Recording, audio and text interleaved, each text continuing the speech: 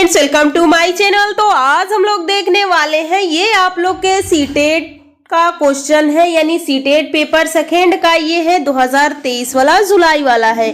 तो यहाँ पे हम लोग देखेंगे ये सेकेंड पेपर में का जो आप लोग का सीडीपी वाला पोर्शन होता है उसको हम लोग देखने वाले हैं। तो इसमें हम लोग कुछ क्वेश्चन कर चुके थे, तो आज जो क्वेश्चन बचा हुआ है उन क्वेश्चन को हम लोग कंप्लीट करेंगे। तो चलिए अपनी वीडियो को हम लोग स्टार्ट करते हैं। इसमें 10 क्वेश्चन हम लोग का कंप्लीट हो चुका था। आज हम लोग यहाँ पे देखने वाले हैं 11 क्वेश्चन से। और देखिए आप लोग को इंग्लिश हिंदी दोनों दिख रहा है, तो अगर दोनों मीडियम के बच्चे स्टूडेंट हैं तो आप दोनों लोग पढ़िए और आंसर देने की कोशिश जरूर कीजिए। तो चलिए पहला क्वेश्चन देखिए, इसमें क्या कहा गया है कि यहाँ पे what is the difference between mastery goal and performance goals. यानी इसमें आपसे पूछा गया है कि महारत, निपुणता, लक्ष्य और प्रदर्शन लक्ष्य में क्या अंतर है। तो इसमें आप लोग को डिफरेंशिएशन बताना है, इसमें अंतर क्या है। तो पहले ऑप्शन पढ़िए।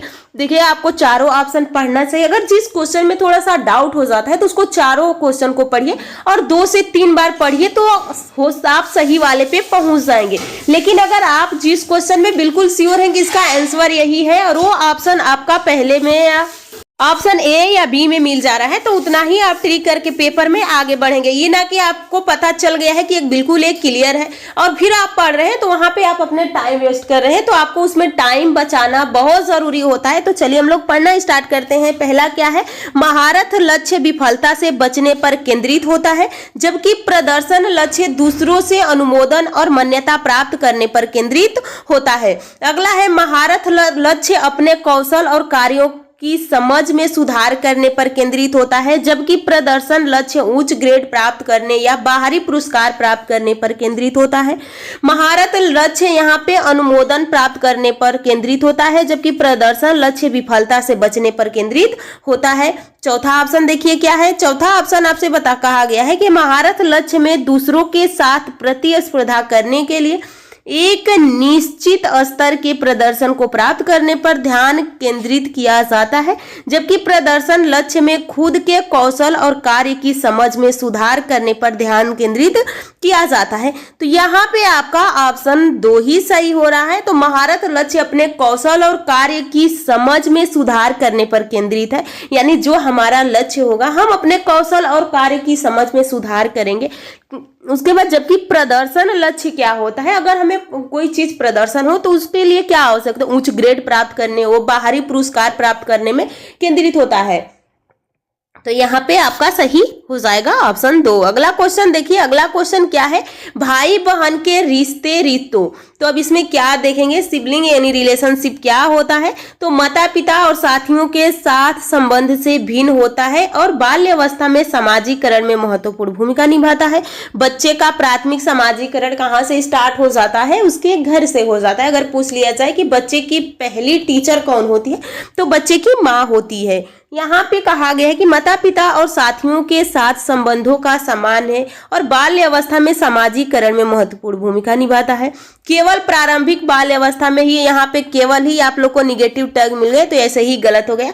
यहाँ पे सामाजिकरण में अधिक भूमिका नहीं होती है, बिल्कुल गलत बात है कि सामाजिकरण में भाई बहन और रिश्ते का मान्य नहीं होता है। तो सही ऑप्शन यहाँ पे आप देख सकते हैं कि माता पिता और साथियों के साथ संबंध में भिन्न होते हैं और बाल्य अवस्था में सामाजिकरण की में महत्वपूर्ण भूमिका निभाते हैं। तो सही ऑप्शन आपका ये हो जाएगा। अगला देखिए, अगला क्या पूछा गया है। अगला क्वेश्चन है, यहाँ पे निम्नलिखित कथनों को पढ़िए तथा सही विकल्प का चयन कीजिए। यहाँ पे पूछा, read the following statement and choice the correct option आपको यहाँ पे चुनना है। यहाँ पे आपको दिया है यानी अभी कथन है और उसके बाद उसका कारण रीजन बताया गया है। तो आप इसको पढ़िए, निम्नलिखित कथनों को पढ़िए और तथा सही विकल्प का चयन कीजिए। बच्चों के बीच विकासात्मक दरों में काफी भिन्नता मौजूद होती है। विकासात्मक अंतर आनुवंशिक और अनुभवात्मक विविधताओं की जटिल अंतःक्रिया का एक अनिवार्य परिणाम है। तो यहाँ पे आपसे कहा गया है, तो यहाँ पे आपका ये भी सही है आप लोग का और ये भी सही है। लेकिन इसमें आप देखो कल बताई थी, इसी के क्वेश्चन हम लोग सॉल्व कर रहे थे कि जो कथन और कारण वाले क्वेश्चन होते हैं उसको आपको कैसे सॉल्व करना है। क्योंकि यहाँ पे आपको ऑप्शन देगा ए और बी सही है या और सही नहीं है, कौन कौन किसकी व्याख्या कर रहा है। तो आपको अब पढ़ना कैसे है कि बच्चे के बीच विकासात्मक दरों में काफी भिन्नता मौजूद होती है, क्योंकि विकासात्मक अंतर आनुवांशिक और अनुभवात्मक विविधता की जटिल अंतःक्रिया के द्वारा अनिवार्य एक परिणाम है। तो यहाँ पे आपको क्यों की लगा के क्वेश्चन को पढ़ना है, उसके बाद आपका आंसर आ जाएगा। तो सही ऑप्शन यहाँ पे आपका हो जाएगा चौथा। अगला क्वेश्चन देखिए, चौथा क्वेश्चन पूछा गया है कि निम्नलिखित कथनों में से विकास के किस सिद्धांत को दर्शाया गया है। जो बच्चे अपने शुरुआती स्तरों में वर्षों में भाषा सीखने के लिए अनुकूल वातावरण से वंचित रहते हैं, उन्हें बाद के जीवन में भाषा चुनने में थोड़ी कठिनाई होती है। देखिए ऑप्शन दिया गया है यहाँ पे। पहला ऑप्शन देखिए, पहला ऑप्शन है कि भाषा का विकास पूरी तरह अनुवांशिक पर निर्भर होता है। ऐसा नहीं, पूरी तरह यहाँ पे पूरी लगा के गलत कर दिया है। ये वातावरण और अनुवांशिक दोनों पे आधारित होता है। भाषा और अनुभूति जटिल रूप से परस्पर संबंधित है। विकास अव्यवस्थित और अप्रत्याशित होता है। भाषा के विकास एक संवेदनशील होता है। तो यहाँ पे आपका सही आंसर हो जाएगा, यहाँ पे भाषा का विकास एक संवेदनशील होता है। तो ऑप्शन 4 सही हो जाएगा। अगला क्वेश्चन देखिए, अगला क्वेश्चन आपसे पूछा गया है कि वह विद्यार्थी जो पठन वैकल्प्य यानी यहाँ पे डिसलेक्सिया से पूछा गया है। आपको देखिए जितने भी विकार हैं, डिसलेक्सिया है, डिसमॉर्फिया है, डिसग्राफिया है, ये सारे डिसअफेजिया है, तो ये सारे आपको पता होने चाहिए क्योंकि यहाँ से सीधे क्वेश्चन पूछे जाते हैं। तो यहाँ पे देखिए क्या कहा गया है कि यहाँ पे पठन वैकल्प्य से जूझ रहे हैं को पढ़ना सिखाया जा सकता है। तो किस तरह से आप उसको सिखा सकते हैं? उन्हें कई विकर्षणों का अध्ययन करने के लिए प्रोत्साहित करें। ऐसा तो होगा नहीं। उच्च ग्रेड स्तर को पठन ग्रंथ प्रदान करें, ऐसा नहीं। सुधारात्मक पठन सुनिश्चित करने के लिए सख्त दंड तो देना ही नहीं है बच्चों को। तो प्रणालीगत ध्वन्यात्मक प्रशिक्षण का माध्यम करें। तो सही ऑप्शन आपका 4 हो जाएगा। अगला क्वेश्चन देखिए, अगला क्वेश्चन क्या है? बोध आधारित शिक्षण का अंतर्निहित सिद्धांत यह विश्वास है कि, यहाँ पे ऑप्शन पढ़िए।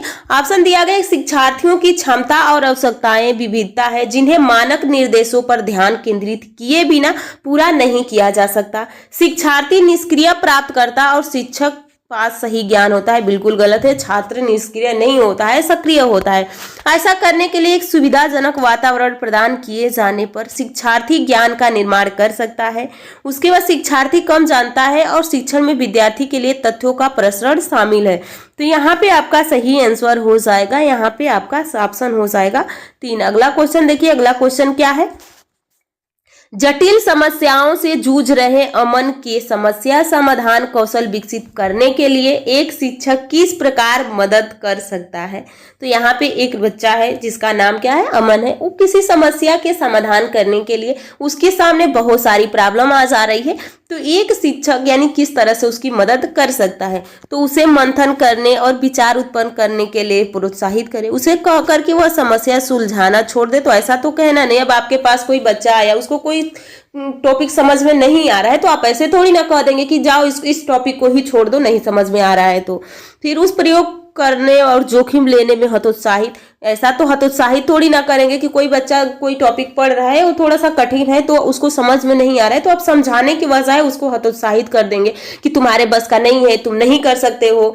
तो ये नहीं करना है। उसे उत्तर प्रदान करके, तो यहाँ पे उसको उत्तर थोड़ी ना लिख देगा। अगर कोई क्वेश्चन उसको सॉल्व करना है तो आप लास्ट में क्वेश्चन थोड़ी ना लिख देंगे। अरे उसको बताएंगे कि हाँ क्यों सही है, क्यों गलत है, कौन सा आंसर होगा, कौन सा आंसर क्यों नहीं हो रहा है। तो ये भी नहीं करना है। तो आपको क्या करना है? उस पर मंथन करना और विचार उत्पन्न करने के लिए प्रोत्साहित करेंगे।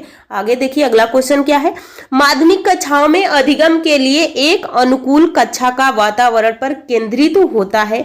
सजा और शर्मांदगी का डर, सहकारी अधिगम, प्रतिस्पर्धा, लोकाचार, अनुबंधन और पुनर्बलन।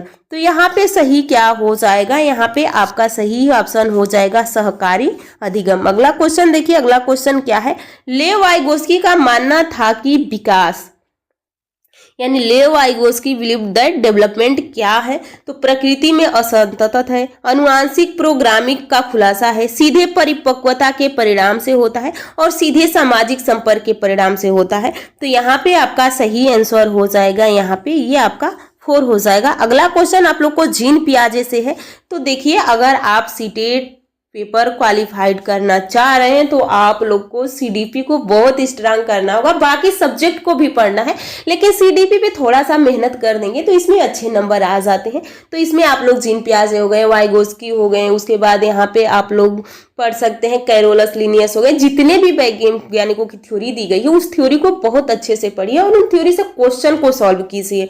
आप थ्योरी 1 से 2 बार पढ़िए, उसके बाद क्वेश्चन सॉल्व करते रहेंगे, प्रैक्टिस करते रहेंगे तो ऑटोमेटिक वो थ्योरी आपकी स्ट्रांग हो जाएगी। तो देखिए इसमें से क्या पूछा गया, इसमें क्या, पियाजे के अनुसार गुणात्मक रूप से 4 विभिन्न अवस्थाएं हैं। तो दुनिया की विभिन्न सांस्कृतिक में व्यापक रूप है।